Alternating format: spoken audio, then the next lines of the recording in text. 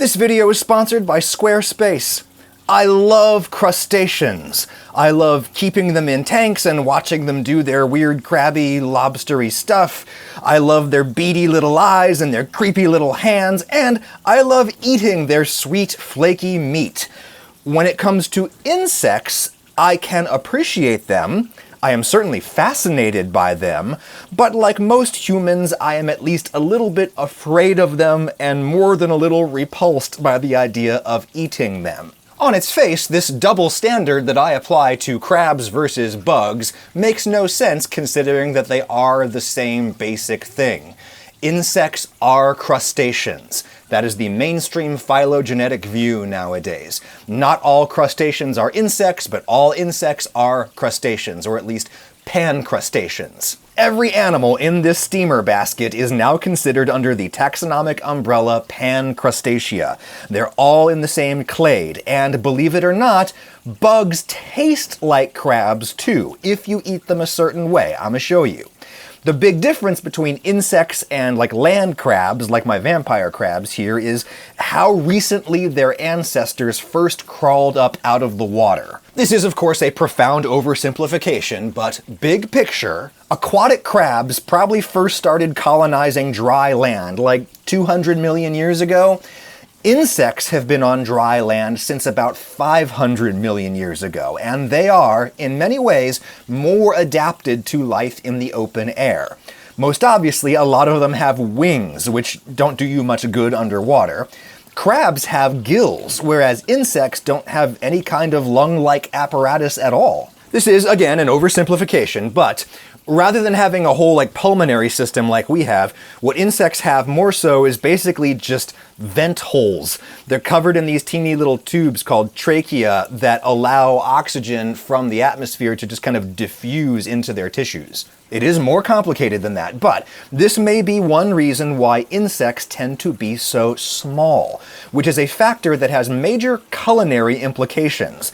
There actually used to be giant insects. About 300 million years ago, there was proportionally a lot more oxygen in the atmosphere, and that is thought to have supported gigantism among a lot of land animals, including dinosaurs and also bugs.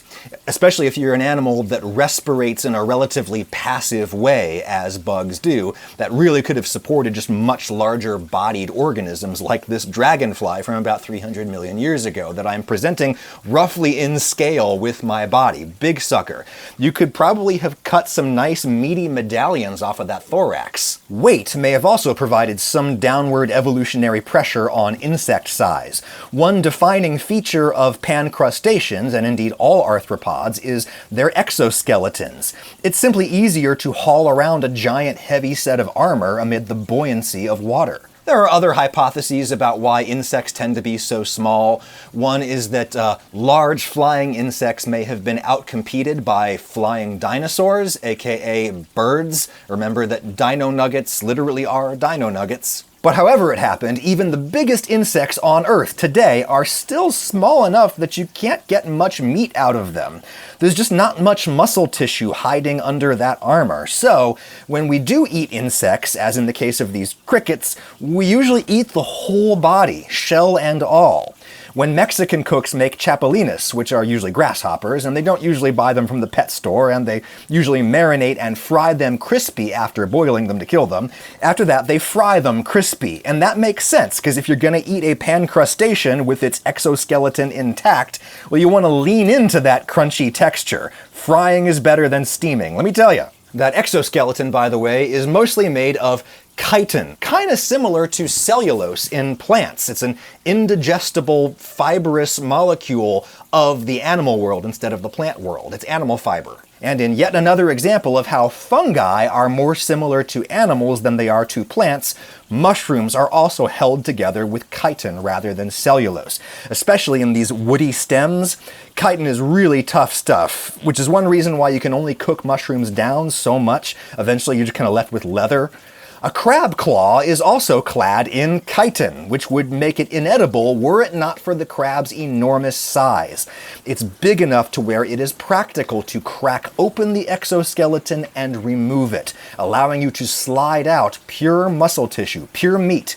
Eating a bug, like these beetle larvae from the pet store, this is like eating a tiny crab with the hard shell and the internal organs and everything fully intact, which is kind of disgusting to me and lots of other people, though some people do eat soft-shell crabs whole. Let's say we took these cooked larvae and we squeezed out their meaty insides like toothpaste. People do this with a rolling pin to get the meat out of smaller crab legs. That is pure bug meat, no shell. How does it taste? Like crab. Seriously, when you isolate the muscle tissue of bugs, it tastes like crab or shrimp, except without the taste of the sea in there. There's no fishy taste in there, it's just the taste of the meat. This should be hardly surprising given that crabs and bugs are basically the same thing. So I think that speaks to one reason why so many people are repulsed by the idea of eating insects. We generally don't like eating the whole animal, particularly not ones with shells.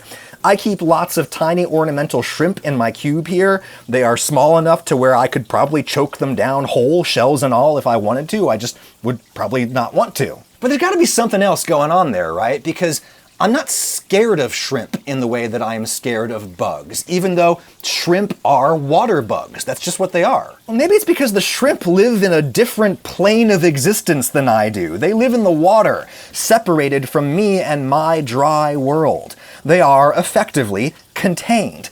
I don't worry about my shrimp crawling out of the tank and swarming me. But that cannot be the whole explanation either. Like, I was just on the Gulf Coast digging up mole crabs, sometimes called sand fleas. These guys live in the sandy water, filter feeding along the beach, and yet they do creep me out a little. Maybe because their little digging legs kind of tickle you in a way that's creepy. Plus, they don't have faces that remind me of, myself.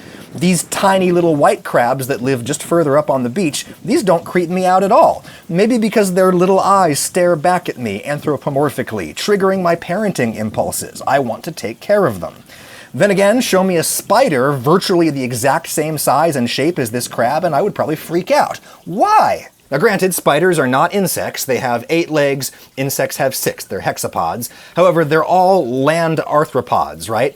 And one feature of land arthropods is they very often are poisonous in some way. A lot of them have developed venom and other kinds of poisons for self-defense and for hunting, right? Hunting. In contrast, crustaceans, like, I think the first documented case of a venomous crustacean was published like 10 years ago, something like that. It's a very rare phenomenon among aquatic crustaceans. So I reckon all of those factors combined explain well enough why I love my electric blue crayfish, and I sometimes fantasize about boiling him and eating him with drawn butter, while in contrast, these perfectly harmless crickets freaked me out when I spilled them and they started hopping all around my kitchen. I suppose we all have an instinctive fear of any animal present in large enough numbers that they could swarm and overwhelm us. Maybe I'll be freaked out by the dozens of baby crabs that I'm hoping to breed in my new crab sink. It's just a kitchen sink. The water pours down from a filter output above, it falls through the bottom drain and into that white pipe at the back there, where it then drops back down again through my whole trough system and back into the filter intake that is inside the trough. I am proud of that little invention, and assuming it actually works, I might wish to promote it on the internet with a website, courtesy of Squarespace, sponsor of this video. Unless you want to forever confine yourself to the sink of some unpredictable billionaire's social media platform, you need an actual website of your own where people can find you, see some of your work, buy products and services from you, or even buy paywalled content. Squarespace kind of combines the ease of a social platform with the virtues of controlling and owning your own page. Squarespace has easy drag and drop tools to throw something together in minutes. It integrates all the back-end stuff that you need to sell things and to take people's money. Squarespace will also register your domain name for you and host your website for you. It's free to start building something yourself, but when you're ready to molt out of your shell and go public with it, do your buddy Goose a favor. Save 10% on a new website or domain with my code Ragusia at checkout. Save 10% at squarespace.com/Ragusia. Thank you, Squarespace. Now, it's time for the Where Are They Now epilogue. The remaining would-be Chapelinas I simply released into the yard because, like I always tell my kids, we never hurt an animal for no good reason. The beetle larvae are an invasive species where I live, or at least they're a pest species, so that is a good reason to hurt them, or in my case, feed them to the koi, one by one, so that I could verify that they all got. Oh my god, look at these two fish. They're gonna kiss, just like Lady and the Tramp. Adorable.